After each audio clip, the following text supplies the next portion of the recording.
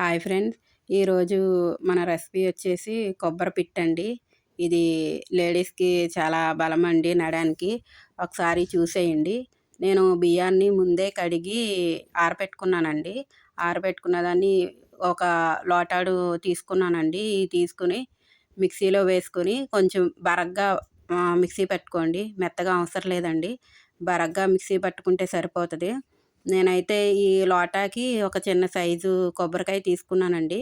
అది ముక్కలుగా కట్ చేసుకొని మిక్సీ జార్‌లోకి వేసుకొని, అది గూడా మిక్సీ పట్టుకోవాలండి.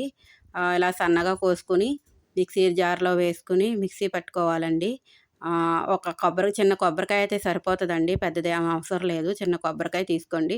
ఈ 2 ఈ విధంగా మిక్సీ పట్టుకున్న తర్వాత ఈ 2ను బాగా ముద్దలాగా కలుపుకోవాలండి. నేను దీంట్లో చిన్న అర టీ స్పూను సాల్ట్ కూడా వేసానండి. దీంట్లోకి కొంచెం స్వీట్స్‌కి సాల్ట్ ఏస్తే టేస్ట్ బావుంటది కదండీ! నేను అర టీ స్పూన్ సాల్ట్ కూడా ఏసాను.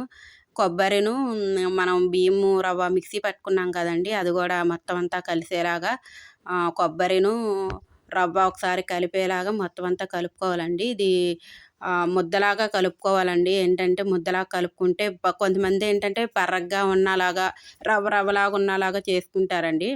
ఒక్కొక్కళ్ళది ఒక స్టైలు. మాదేంటంటే ముద్దలాగా అయ్యేలాగా చేసుకుంటాము. ఒకసారి ఈ విధంగా కూడా చూసేయండి. ఫ్రెండ్స్ చాలామంది చూస్తున్నారు ఫ్రెండ్స్. సబ్స్క్రైబ్ చేసుకోవట్లేదు. ప్లీజ్ సబ్స్క్రైబ్ చేసుకోండి ఫ్రెండ్స్. ఒక 2 గ్లాసులు వాటర్ తీసుకోవాలండి. ఇడ్లీ స్టాండ్ ఉంటది కదండీ! ఇడ్లీ స్టాండ్ ఆ వాటర్ పైన పెట్టేసి వాటర్ పోసిన తర్వాత అలా ముద్దలాగా కలుపుకొని దీనికి చుట్టూ రౌండ్‌గా పెట్టుకోవాలి ఫ్రెండ్స్. ఇలా రౌండ్‌గా పెట్టుకోవడం వల్ల అంటే ఇడ్లీ పాత్రలో అలా పెట్టుకోవడం వల్ల ఇప్పుడు మామూలుగా అందరూ గుడ్డ పెట్టి కట్టుకుంటారు. ఇదేంటంటే కొంచెం తేలిక మెథడ్ ఫ్రెండ్స్. ఇలా గూడా ఒకసారి ట్రై చేయండి. మూత పెట్టేసి మనం గ్యాస్ మీద పెట్టేసి ఒక 20 నిమిషాలు సిమ్‌లో పెట్టి మగ్గించుకుంటే బావుంటది ఫ్రెండ్స్. ఇంకోటేంటంటే ఫ్రెండ్స్, ఈ సండే మేము మా పిల్లలు లాగ్ చేసాం ఫ్రెండ్స్. మేము మా పిల్లలు ఈ సండే లాగ్‌లో కనిపిద్దామనుకుంటున్నాము.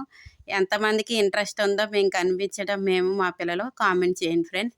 ఈ విధంగా ఉడికిన తర్వాత ఒక ప్లేట్‌లో తీసుకోండి. దీనికి నేను ఒక అరకప్పు వరకు బెల్లం తీసుకున్నాను ఫ్రెండ్స్. ఒక అరకప్పు నాకు సరిపోతది. మాకు కొంచెం మా ఇంట్లో తీపెక్కువ తింటారు. మీకు తీపి మీడియంగా కావాలనుకుంటే గనక కొంచెం తక్కువ తీసుకోండి. నేను నేతిలోనే నెయ్యి ఇందాకే చేశాను ఫ్రెండ్స్. దీనికోసం ఫ్రెష్‌గా ఉండాలని. అందులోనే 2 యాలక్కాయలు కొట్టేసి నేను కలిపేసుకున్నాను. మీకు కావాలంటే యాలక్కాయలు వేసుకోండి. లేపోతే యాలక్కాయలు లేపోయినా బానే ఉంటది ఫ్రెండ్స్. ఒకసారి ఈ విధంగా ట్రై చేయండి. ఉమెన్స్ కన్నా అది పిట్టి చాలా బలం ఫ్రెండ్స్. 12, 13 సంవత్సరాల పిల్లలకి పెడితే ఇది నడానికి చాలా బలం ఫ్రెండ్స్. ఒకసారి మీ పిల్లలకు కూడా ఉంటే పెట్టండి. ఇది కలిపేటప్పుడే మా బాబొచ్చి "మమ్మీ నాకు కొంచెం వెయ్యి" అని అడిగాడు. నేను ఆల్రెడీ తనకు పెట్టాను. అది మిగిలింది నేను కలుపుతున్నాను. ఒకసారి చూడండి ఫ్రెండ్స్. ఈ విధంగా సరిపోతది. ఏంటంటే ఇది చాలామంది పొడి పొడిగా కలుపుకుంటారు. ఒక్కొక్కరు ఒక ప్రాసెస్‌లో ఉంటది. మేమేంటంటే ముద్దగా కలుపుకుంటాము. ఇలా గూడా ఒకసారి ట్రై చేయండి. లైక్ చేయండి, షేర్ చేయండి, సబ్స్క్రైబ్ చేయండి. చాలామంది చూస్తున్నారు ఫ్రెండ్స్. లైక్ కానీ, సబ్స్క్రైబ్ కానీ ఎవరు చేసుకోవట్లేదు. ప్లీజ్ దయచేసి like and share and subscribe చేసుకోండి. మీకు ఏ వంట రెసిపీ కావాలో మాకు కామెంట్ చేసి చెప్తే ఆ వంట రెసిపీని మీకోసం నేను చేస్తాను.